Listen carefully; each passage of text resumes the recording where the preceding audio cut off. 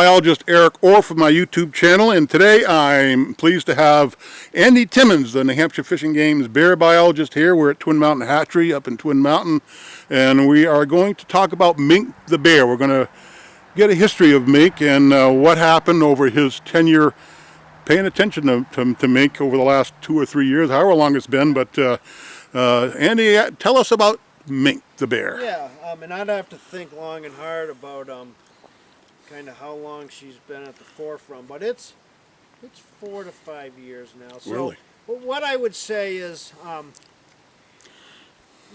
think before Mink became a permanent fixture in Hanover, we certainly got some occasional calls on a bear down in that area. It was, in hindsight, was likely her. And her history is really not much different than some of these other bears in New Hampshire, where people start setting the table for her. She was fed initially. She was fed by a fella who was feeding her donuts from Lou's Bakery every morning, and that kind of set the stage. And then there were a lot of food attractions in Hanover, so Hanover became a great place for that bear to live. Mink is considerably older than what we originally thought, and that's some information that came to light very recently when we looked at her teeth. But we will be getting the exact age on her. But the basic story behind Mink was, as she got more and more comfortable in the town of Hanover, she became more of a constant presence. She was getting a lot of human-related foods there. It was pretty good living. She spent a lot of time there, particularly on years when she had cubs. So about 4 years ago, public outcry was such that, two of her yearlings entered a home. She never entered a home, but two of her yearlings entered a home, and people were really demanding that the department do something. At the time, based on our policy as well as what we know about other habituated bears that we deal with, our decision at the time was to destroy her. We thought that was the most humane thing for her rather than moving her. We also had experience with bears returning after they were moved. So for all those reasons, it was a difficult decision, but our decision at that time was that the best thing was to destroy her. The governor intervened in that decision, and he asked us to, the first thing we did was we moved those group of yearlings, we moved them north, and I forget the year, but we moved them north and left Mink there. So that was the first step. Following year, activity continued with Mink, and at that time the decision was made by the governor to relocate that bear to the northern part of the state, which we did. And she was wearing a GPS radio collar. So it took her around. So the first month or two after she was released, she spent. She hung up in that area. Her movements were focused a lot on, she was hanging out in old clear cuts, doing a lot of feeding on soft mass. That lasted for about a couple months, and then she really started searching, trying to disperse. And to make a kind of a long story short, she dispersed across 2 states over 11 months, but eventually made it back to Hanover. She arrived back in Hanover early in the summer, late spring, early summer, and that following winter gave birth to 3 cubs. Yes, and those are the 3 cubs she had with her this spring. So she was denned in Hanover, gave birth to 3 male cubs, and I will say that, upon her return, if people left food out, if there were bird feeders available or anything like that, she certainly found them. But what Mink has done for that community is it's really helped them understand the need to be proactive about bears, because she's not the only bear there. So recently she was found dead about a week ago. Her body's further decomposed. She was dead for about a week before we were able to locate her and determine that. Her body's fairly decomposed, but it appears that she likely died from a motor vehicle collision. But we have since learned that Mink is a lot older than we thought. We were thinking Mink was probably in her teens. Mink is probably 20 to 30 years old. Really? But we're gonna Wow. be That's submitting it a to- odd thing to have a bear Yes. that old. So Wow. she's an old bear. Obviously been there a long time. But you know, my thoughts on Mink were she was a pretty neat animal. She was resourceful. We learned a lot from her.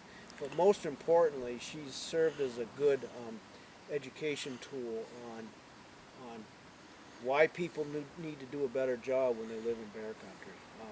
And New Hampshire is bear country. Absolutely. You know, There's no place in New Hampshire now.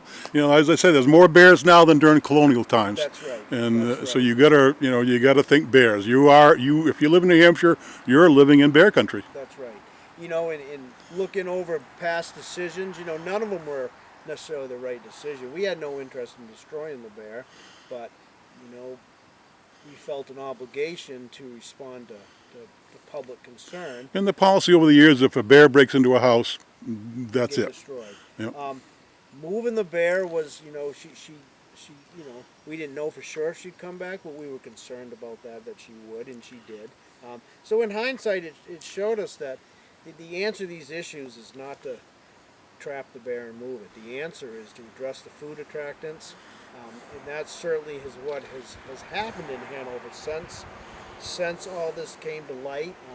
There's multiple other bears in downtown Hanover as we speak, but they're not getting a lot of food attractants because Mink has taught Hanover that you can't have bird feeders out there. Thank you, Mink. Yeah, Good job, Mink. And there's some other key players in this. Michael Hensley, who's the deputy fire chief in Hanover, he's been largely responsible for her success. Wow, nice. As the health officer, he was able to address garbage and other types of Okay. attractants. under So health really, code okay, rules. nice. Hanover has yet to pass an ordinance, but we're hoping that maybe someday a town ordinance can be passed in Hanover to address some of these food attractants. So a lot of good has come out of it. Okay, nice. So this morning, one of her cubs was caught this morning. Oh, really? Okay. And we're getting good reports on the other two. So our hopes are, we don't want to leave the cubs there because we're afraid that they will kind of continue down that same path. And Okay. be, intentionally fed by folks. So our plan is to catch them, hold them at the Killam Yep, Ben Bear Killen's place. Rehabilitation Yep. Center, and then next spring we would move those bears to a more remote area. Nice. That's So where we're at right we're looking for a good outcome. now. Yep. Yeah. And being male cubs, all those cubs would have been pushed out of the area. Yep, they're going to be. So it won't be a big deal for those bears to be moved and relocated, let go in another part of the state. That will not Right. be that unnatural. When people think, oh, I got this bear around my house. Well, the first year we began doing a bear study here, within a few miles of where we are right here, we were tagging bears using new yellow ear tags. Yeah. The first time we'd used yellow ear tag. We had blue and red before that. Yeah. So it was 1985, I think. So we put some yellow in tags in a few bears. That fall, I talked to a bow hunter that was hunting in Bear Brook State Park in Allenstown, and he said, and then we had a closed season on bears in the southern part of the state. He said, well, the other night I was out in my tree stand, I saw this funniest thing. This bear come by with a yellow tag in its ear. So, bingo. Yeah. So a bear that we tagged here in Twin Mountain, or basically at the base of Mount Washington that summer, in that October, was feeding on acorns in Bear Brook State Park. So they can move big distances, and they easily find their way back. They know New Hampshire like the paw on their foot. So there's no place you can move a bear in New Hampshire. They're not going to go back. That's right. And the bear you see is not your bear. It's New Hampshire's bear, or Vermont's bear, or Maine's bear. They cross the borders quite readily as well. So bears move a lot, and because of that, we all have to think bears. That's right. Massachusetts had a collared bear that they called in Massachusetts. It was spending a fair amount of time down in the southern part of New Hampshire, Exeter, Newfield, that area. Okay. This past winter it denned up in the Ossipes. Okay. So, similar deal. Yep. What they're capable of, the distance they're able to travel. Yep, unbelievable. Yeah, our bears can wander, and they have the fall shuffle where they go find food. So, you know, if the dinner table's not set in my town, well, I'll go to Allenstown and have dinner there instead. That's right. Yep. But just closing on Mink, you know, she was a function of what people did to her, and you know, she was the poster child. But there are bears similar to Mink in a lot of our towns in New Hampshire. People can habituate bears with food, and we've certainly seen it.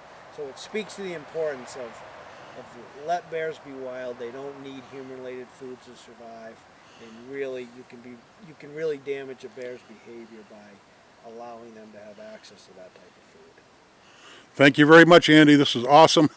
Good information and kind of a good requiem for Mink. You know, Absolutely. she did her job, and we were did. thankful for that. She did. She'll She help a lot educated a lot of people. she'll help a lot of other bears in New She Hampshire. absolutely will. Thank you.